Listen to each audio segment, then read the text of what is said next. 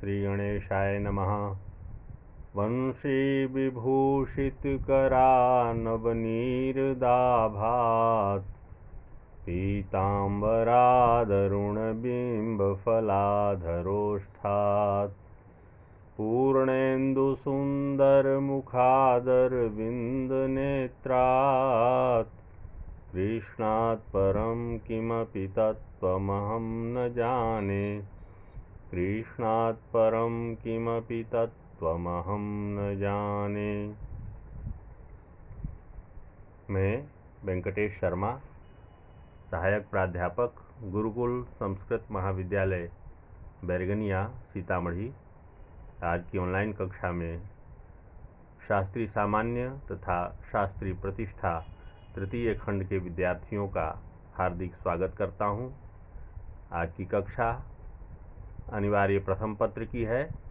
आज हम लोग संस्कृत साहित्य का इतिहास से भारतीय दर्शन के बारे में पढ़ेंगे। कल हम लोगों ने वेदांत दर्शन के 4 संप्रदायों के बारे में अध्ययन किया था, जिनमें से अद्वैतवाद के बारे में हम लोग कल पढ़ रहे थे। आज हम लोग अद्वैतवाद के बारे में विशेष रूप से पढ़ेंगे। शंकर ब्रह्म को ही एकमात्र सत्य मानते हैं। वह प्रकाश की तरह ज्योतिर्मय है, निर्गुण है, लेकिन उसे शून्य नहीं समझना चाहिए। वह पूर्ण है, सर्वोच्च ज्ञान है, सर्वशक्तिमान और सर्वव्यापी है। वह सभी प्रकार के भेदों से रहित आत्मा है। वह अपरिवर्तनशील है तथा उसे प्रमाणित करने के लिए किसी भी प्रमाण की आवश्यकता नहीं है। ब्रह्म को जब विचार से जानने का प्रयत्न किया जाता है तो वह ईश्वर हो जाता है। ऐसा हमने कल भी बताया था। ईश्वर सगुण ब्रह्म है। वह सर्वज्ञ, सर्वव्यापक, स्वतंत्र, अंतर्यामी, जगत का सृष्टा, पालनकर्ता और संहारकर्ता भी है। आज हम लोग अब विशिष्टाद्वैत के बारे में जानेंगे। विशिष्टाद्वैत आचार्य रामानुज द्वारा स्थापित दर्शन है। 11वीं सदी में पेरम्बुदूर में जन्मे रामानुज ने ब्रह्म सूत्र की भक्ति परक व्याख्या प्रस्तुत की है। वे भी ब्रह्म को परम सत्य मानते हैं। वह व्यक्तित्व पूर्ण है, वही ईश्वर हैं। वह पूर्ण, अंतर्यामी, कर्म फलदाता, सर्वशक्तिमान, सर्वज्ञ और सर्वव्यापक हैं। वह सगुण हैं। वह सृष्टा, पालनकर्ता और संहारकर्ता हैं। रामानुज के अनुसार ईश्वर एक हैं, परंतु वह अपने को भिन्न भिन्न रूपों में व्यक्त करता है। अंतर्यामी, भक्तों की मुक्ति एवं सहायता को ध्यान में रखकर ईश्वर अपने को 5 रूपों में प्रमाणित करता है। अंतर्यामी नारायण, व्यूह, अवतार और अर्चावतार। रामानुज ईश्वर के अस्तित्व को प्रत्यक्ष और अनुमान के द्वारा प्रमाणित नहीं किए जाने की बात कहते हैं। उसका ज्ञान प्रत्यक्ष से या ज्ञान योग से नहीं हो सकता, बल्कि उसे आस्था के आधार पर ही जाना जा सकता है। रामानुज जीवात्मा को ब्रह्म का अंग मानते हैं। वह ईश्वर पर आधारित हैं। ईश्वर ही जीवात्मा का संचालक है।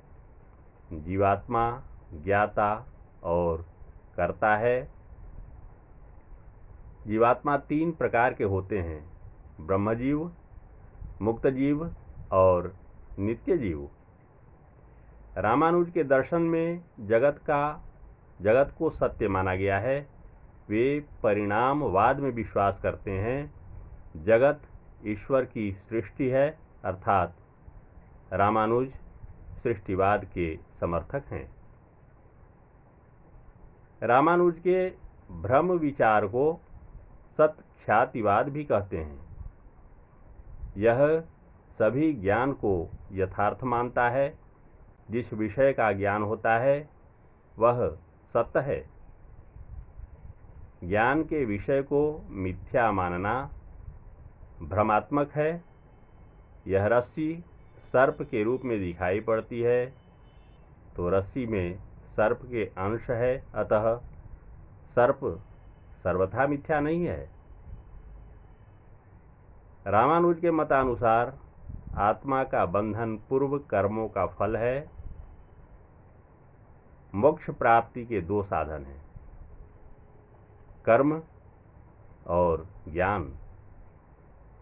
कर्म मार्ग के संबंध में उनका कथन है कि मोक्ष के इच्छुक व्यक्ति को अपने वर्णाश्रम धर्म द्वारा निर्धारित सारे कर्तव्यों का पालन करना चाहिए, परंतु रामानुज मोक्ष का अर्थ आत्मा का परमात्मा से तदाकार हो जाना नहीं स्वीकार करते, बल्कि मुक्त आत्मा ब्रह्म के सदृश हो जाती है, उसमें लीन नहीं होती।